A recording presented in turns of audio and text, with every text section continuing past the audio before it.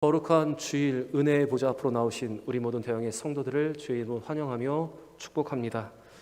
오늘 이 예배를 통해서 세상에 줄 수 없는 평안과 평화, 그 은혜를 누리는 우리 모두가 되기를 바랍니다.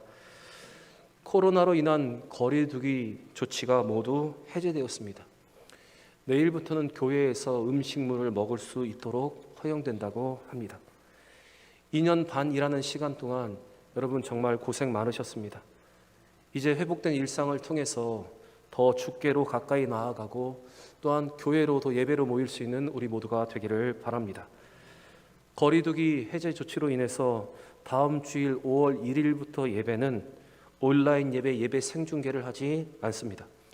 이번 주 수요일 예배까지 현장 예배와 온라인 예배를 병행하여 드리고 다음 주일부터는 온라인 예배를 드리지 않습니다.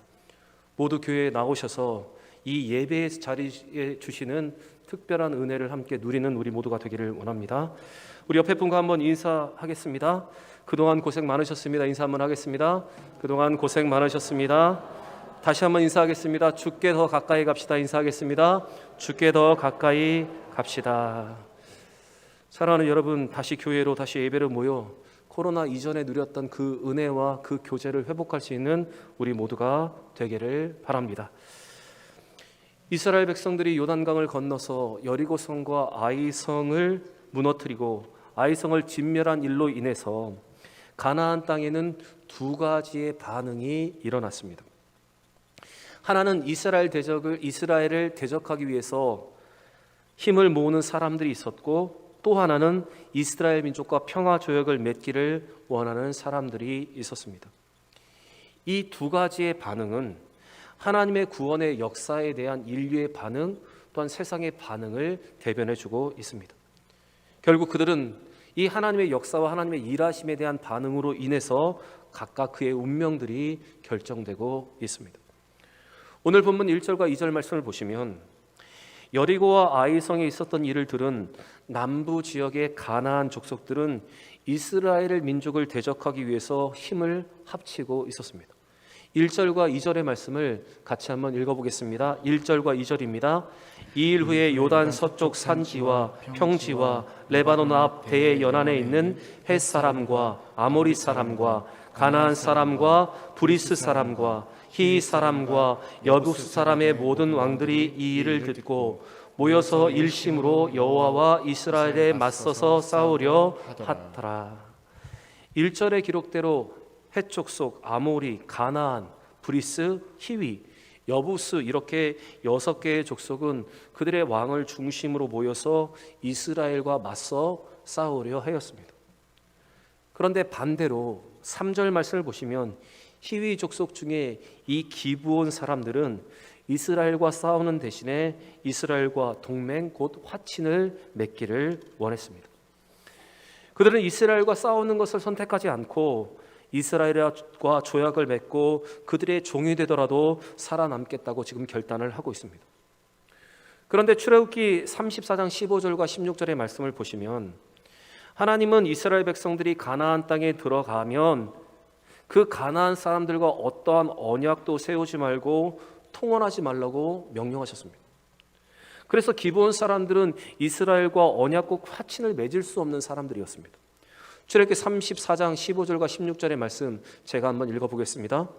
너는 삼가 그 땅의 주민과 언약을 세우지 말지니 이는 그들이 모든 신을 음란하게 섬기며 그들의 신들에게 제물을 드리고 너를 청하면 내가 그 제물을 먹을까 함이며 또 내가 그들의 딸들을 내 아들들의 아내로 삼음으로 그들의 딸들이 그들의 신들을 음란하게 섬기며 내 아들에게 그들의 신들을 음란하게 섬기게 할까 함이니라. 이러한 하나님의 분명한 명령을 알았던 기브온 사람들은 그들이 가나안 땅의 거민이 아닌 아주 멀리서 온 다른 민족처럼 자신을 꾸며서 이스라엘을 속여서 이 평화 조약을 맺으려고 하였습니다. 또 그들은 이스라엘 민족은 한번 하나님의 이름으로 약속한 모든 것들을 끝까지 지킨다는 것 또한 그들은 알고 있었습니다. 4절부터 말씀을 보시면 그들은 속임수로 어떻게 해서든 이스라엘과 평화 조약을 맺으려고 하였습니다. 그들은 이 평화 조약을 맺으러 간 사신들에게 먼 곳에서부터 와서 오래 기간 동안 여행한 것처럼 속였습니다. 그래서 낡아서 기운 신발을 신고 낡은 옷을 입었습니다. 그리고 곰팡이가 난 떡을 준비하고 찢어져서 기운 포도주 부대를 만들었습니다. 그것이 오늘 4절과 5절의 기록인데 우리 4절과 5절의 말씀도 같이 한번 읽어보겠습니다. 헤어진 전대와 헤어지고 찢어져 기운 가죽 포도주 부대를 나귀에 싣고 그 발에는 낡아서 기운 신을 신고 낡은 옷을 입고 다 마르고 곰팡이 간 떡을 준비하고, 이렇게 꾀를 내어서 여호수아와 이스라엘 사람들을 속여서 그들은 어떤 수를 써서라도 이 평화 조약을 맺으려고 하고 있습니다. 그들은 이러한 모습으로 길갈에 있는 이스라엘 진영에 도착하여서 여호수아와 이스라엘 사람들에게 조약을 맺자고 하였습니다. 그것이 6절의 기록입니다. 그런데 7절을 보시면 이스라엘 사람들이 그들이 혹시 가까이에서 온 히윗 사람들이 아니냐고 의심을 하자 그들은 곧바로 8절에 더 자세를 낮추어서 자신들이 이스라엘의 종이 되겠다고 지금 말을 하고 있습니다. 우리 8절의 말씀도 우리 같이 한번 읽어보겠습니다. 그들이 여호수아에게 이르되 우리는 당신의 종들이다 하매. 사실 기브온은 강한 군사력을 가진 큰 성읍이었습니다. 또 그들은 소위 히위족 속의 다른 동맹군들이었던 그리바 또한 부에롯, 우리가 잘 알고 있는 기랏 여아림에 비해 제일 강력한 전투력을 보유하고 있었고, 또 기브온은 히위족 속의 왕이 그 기브온 성에 거할 만큼 안전한 성읍이기도 하였습니다. 그런데 그들은 이 모든 것을 포기하고 이스라엘의 종이 되더라도 자기의 생명을 구원하는 그 길을 지금 선택하고 있습니다. 오늘 이 기브온 사람들에 대해서 우리는 여러 가지로 평가를 할 수 있습니다. 그들의 속임수가 정당하지 않았다고 말할 수도 있고, 또 그들이 그렇게까지 해서라도 이 평화 조약을 맺고 그들의 생명을 보존하려 했던 그들의 모습이 현명하며 지혜로운 모습이라고 말할 수도 있습니다. 여러분들은 오늘 이 기브온 사람들의 이 모습에 대해서 어떻게 평가를 하고 계십니까? 만약에 그들의 행동이 믿음으로 시작된 행동이 아니었다면 아마 성경은 이것을 이 여호수아에 기록하지 않았을 것입니다. 그런데 이들의 행동이 하나님을 향한 믿음의 시작이었기 때문에, 발로였기 때문에 이것이 성경에 지금 기록되고 있습니다. 여리고성의 기사에서 기생 라합이 정탐꾼을 숨겨주고 그들을 도망시켜준 것이 기록되어 있고, 그것을 믿음으로라는 그 평가를 하고 있는 성경의 기록과 같이 오늘 이 기브온의 모든 행동이 성경에 기록된 것은 비록 그들이 잔꾀로 거짓으로 채워진 행동이었다 하더라도 그것은 다가올 위기를 피하기 위한 지혜로운 행동이었기 때문에 성경은 이것을 기록하고 있는 것입니다. 여리고성의 기생 라합의 행동이 개인의 개종이라면 오늘 이 기브온의 이야기는 한 공동체 전체가 하나님을 믿겠다고 개종하는 모습입니다. 이와 같은 지혜로운 행동으로 이 기브온 사람들은 가나안 족속 중에 멸망당하지 않고 살아남는 유일한 족속이 되었습니다. 그들은 가나안 주민임에도 불구하고 이스라엘 백성들과 함께 살게 되었습니다.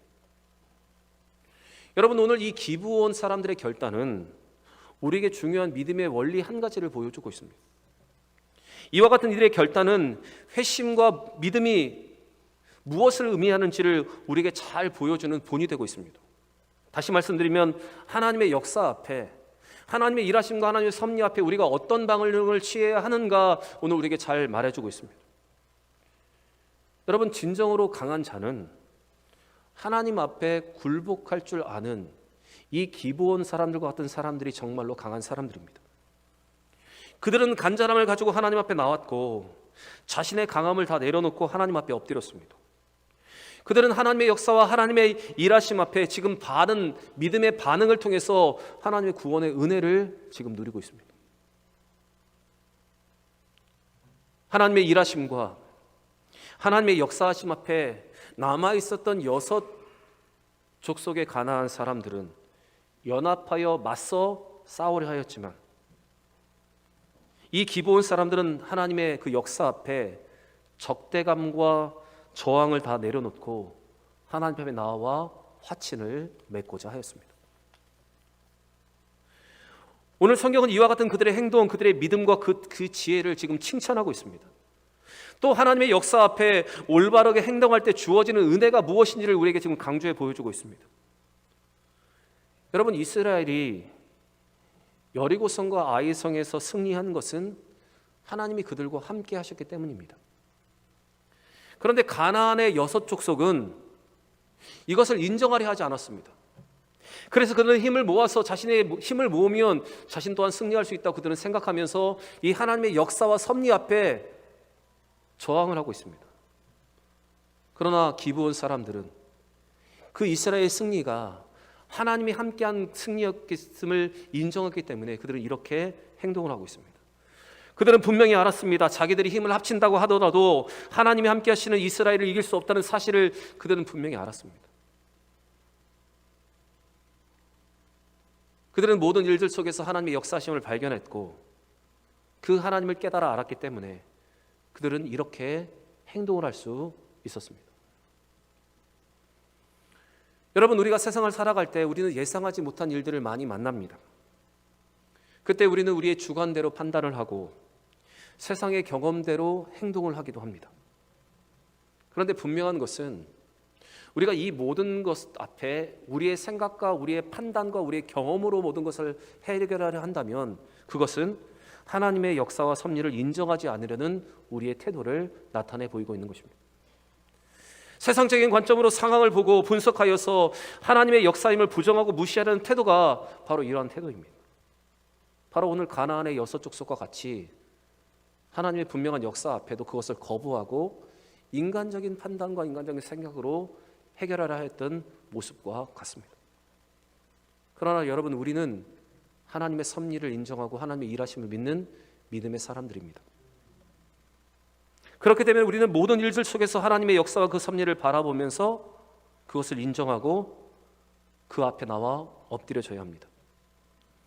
오늘 이 기브온 사람들과 같이 하나님의 역사에 순복하고 인정하고 그 앞에 우리가 나올 때 우리는 그들과 같은 은혜, 그 구원의 은총을 누릴 수가 있는 것입니다. 여러분, 분명 하나님은 이 모든 코로나의 과정들을 다 해결하셨고 또한 우리에게 회복의 시간을 주셨습니다. 우리가 이 하나님의 역사와 그 섭리를 인정한다면 우리는 이것들을 불신앙과 불순종의 모습으로 반응하는 것이 아니라 우리는 믿음으로 반응해야 합니다. 더 하나님 앞에 가까이 나아가야 합니다. 여러분, 하나님께서 이 모든 것을 회복을 통해서 우리를 향하신 하나님의 뜻이 무엇인가를 분별할 수 있기를 바랍니다. 그래서 우리에게 주신 이 자유의 시간을 더 세상으로 나아가고 더 밖으로 나아가 이 자유를 누리려 하는 것이 아니라 하나님 앞에 나아가 우리에게 주신 그 참된 자유와 그 평안함과 그 회복을 누릴 수 있는 우리 모두가 되기를 바랍니다. 여호수아는 기브온 사신들에게 어떤 연유로 이러한 조약을 체결하게 되었는지를 청하게 되었는지를 물었습니다. 8절 하반절의 말씀을 같이 한번 읽어보겠습니다. 여호수아가 그들에게 묻되 너희는 누구며 어디서 왔느냐 하니, 이 여호수아의 질문에 그들은 자기 나라의 장로들과 모든 거민들이 이스라엘의 종이 될 각오까지 하면서 평화 조약을 원하는 이유를 설명하고 있습니다. 그들의 이유를 한마디로 정리하면 그것은 여호와 하나님의 이름 때문이었습니다. 그들은 하나님의 명성과 출애굽 때 행하신 하나님의 능력과 요단 동편 두 왕에게 행하신 하나님의 심판에 대해서 듣고 있었습니다. 그리고 그것을 믿고 그들은 이렇게 믿음으로 고백하고 있습니다. 그 믿음의 고백이 9절과 10절에 기록되어 있는데 우리 9절과 10절 말씀 같이 읽겠습니다. 그들이 여호수아에게 대답하되 종들은 당신의 하나님 여호와의 이름으로 말미암아 심히 먼 나라에서 왔사오니 이는 우리가 그의 소문과 그가 애굽에서 행하신 모든 일을 들으며 또 그가 요단 동쪽에 있는 아모리 사람의 두 왕들 곧 헬스본 왕 시온과 아스다롯에 있는 바산 왕 옥에게 행하신 모든 일을 들었음이니이다. 그들은 하나님의 이름으로 말미암아 그것이 두려웠기 때문에 이곳에 왔다고 저는 고백하고 있습니다. 지금 이들은 하나님을 두려워하고 있습니다. 다시 말씀드리면 하나님을 인정하고 그 앞에 순복하며 엎드려지고 있습니다. 속임수를 써서 어떻게든 이 조약을 맺으려 한 것은 분명 잘못된 일이지만 그들은 분명 신앙적인 동기를 가지고 이 모든 일을 행하고 있었습니다. 어떻게 해서라도 이스라엘과 화치를 이룰 수 있게 할 수 있었던 것은 그들에게 있었던 이 하나님의 이름에 대한 경외심 때문이었습니다. 성경은 오늘 이것을 소중하게 보고 이것을 성경에 기록하고 있는 것입니다. 앞에서 말씀드렸던 것 같이 이들의 고백은 여리고성의 기생이었던 라합의 고백과 같습니다. 라합이 구원받았던 이유와 이들이 이스라엘과 화친을 맺을 수 있었던 이유가 동일합니다. 여호수아 2장 10절과 11절에 우리 다시 한번 그 라합의 고백을 한번 다시 회상하시면서 우리 성경 같이 한번 읽어보겠습니다. 이는 너희가 애굽에서 나올 때 여호와께서 너희 앞에서 홍해 물을 마르게 하신 일과 너희가 요단 저쪽에 있는 아모리 사람의 두 왕 시온과 옥에게 행한 일 곧 그들을 전멸시킨 일을 우리가 들었음이니라. 우리가 듣자 곧 마음이 녹았고 너희로 말미암아 사람이 정신을 잃었나니 너희의 하나님 여호와는 위로는 하늘에서도 아래로는 땅에서도 하나님이시니라. 전에 성경에는 이것을 상천하지의 하나님, 하늘에서도 하나님, 땅에서도 하나님이라는 이 믿음의 고백 때문에 바로 기생 라합이 구원을 얻게 되었습니다.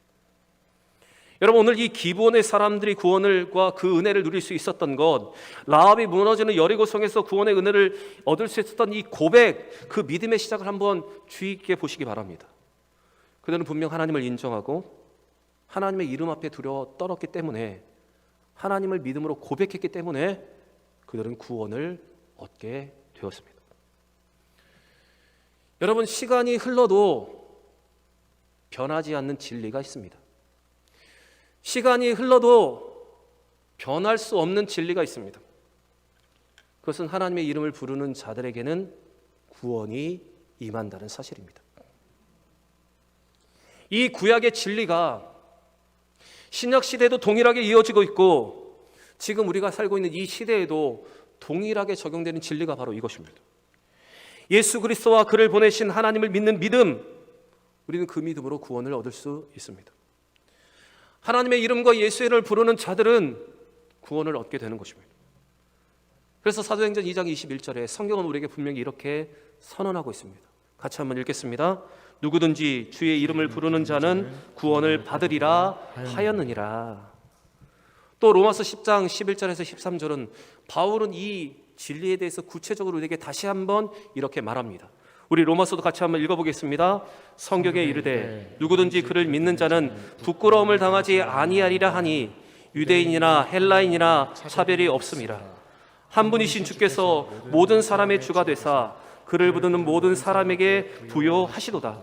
누구든지 주의 이름을 부르는 자는 구원을 받으리라. 아멘. 여러분, 그 사람이 어떤 사람이든 그가 어떤 민족이든 하나님을 인정하고 예수 그리스도 그 하나님의 아들을 믿고 고백하는 자들은 구원하신다. 이것이 성경의 약속이고 변하지 않는 진리입니다. 또 하나님은 그렇게 믿음으로 고백하는 자를 구원하시고 그들을 부요케 하시는 분이 우리 하나님이십니다.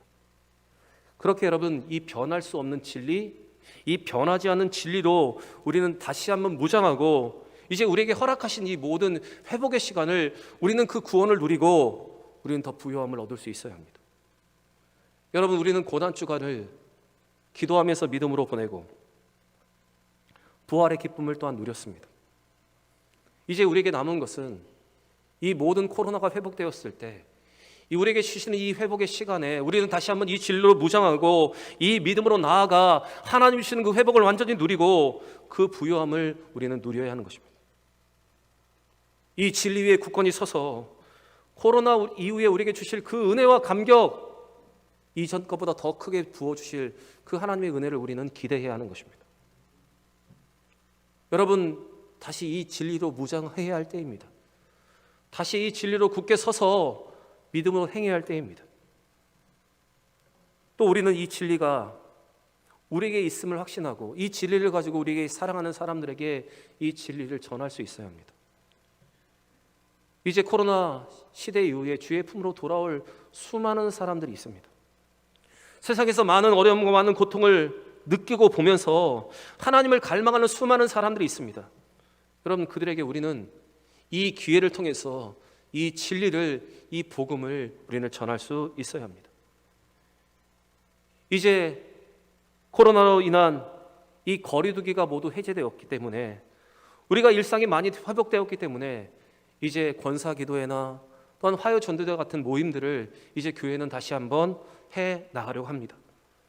이 회복과 함께 여러분, 우리가 이 진리 위에 굳건히 서서 이 교회를 통해서 우리 살아가는 사람과 우리 주변의 사람들에게 복음을 전할 수 있는 여러분과 저의 삶이 되기를 바랍니다. 사랑하는 여러분, 오늘 우리에게 주시는 이 귀한 말씀을 주의 깊게 듣고 하나님의 역사와 그 일하심 앞에 올바른 믿음의 반응을 할 수 있는 여러분과 제가 되기를 바랍니다. 늘 겸손한 마음으로 하나님이 이루시는 모든 일들을 바라보고 어떤 상황 속에서도 하나님은 섭리하고 계시고 그 속에서 우리에게 말씀하시는 그 뜻을 우리가 바로 깨달아 알고 믿음으로 반응할 수 있기를 바랍니다. 그리고 우리가 어떤 사람이든 우리가 어떤 민족이든 주의 이름을 부르는 자를 구원하시고 부요케 하시는 그 진리 위에 굳건히 서서 그 부요함과 회복을 누리고 그 진리를 전할 수 있는 믿음의 삶을 살아가는 여러분과 제가 되기를 원합니다. 사랑하는 대형의 성도 여러분, 우리에게 회복하신 이 시간을 올바른 믿음으로 반응하면서 살아가기를 원합니다. 다시 회복된 일상을 맞아서 더 세상으로, 더 밖으로 나아가려고 하는 것이 아니라, 더 바깥에서 자유함을 누리는 것이 아니라 주님 안에서 주시는 그 자유함을 누리기 위해서, 주님의 위로를 누리기 위해서 더 가까이 주께 나아가고 더 교회로 모일 수 있는 여러분과 제가 되기를 원합니다. 그래서 이러한 믿음의 반응을 통해서 코로나 이전에 우리가 누렸던 그 은혜와 그 축복과 그 교제를 다시 한번 회복하는 우리 모든 대형의 성도들이 되시기를 주의 이름으로 간절히 축원합니다.